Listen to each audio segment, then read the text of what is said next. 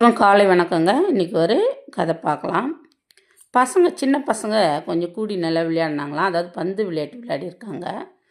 ரொம்ப சந்தோஷமாக மகிழ்ச்சியாக அவங்க விளையாடிட்டு இருக்கும்போது பார்த்திங்கன்னா, அந்த பந்து தவறுதலாக போயிட்டு ஒரு கிணத்துக்குள்ளே விழுந்துருச்சு.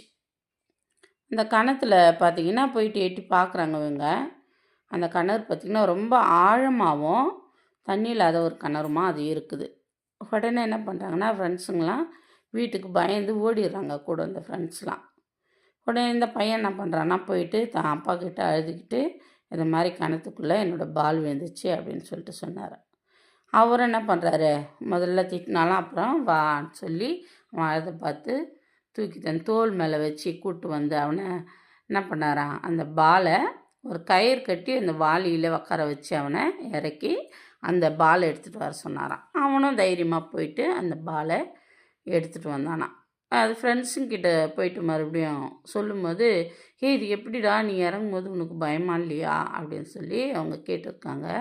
அதுக்கு பையன் சொல்லியிருக்கான், எங்கள் அப்பா கையில் அந்த கயிறு இருந்துச்சு, அதனால் எனக்கு பயம் இல்லை அப்படின்னு சொல்லிட்டு. என்னென்னா நம்ம பிரச்சனை எவ்வளோ ஆழம் எவ்வளோ பெருசுன்றது விஷயம் இல்லை, அந்த பிரச்சனை நம்ம யார்கிட்ட சொல்கிறோன்றது ரொம்ப முக்கியம்.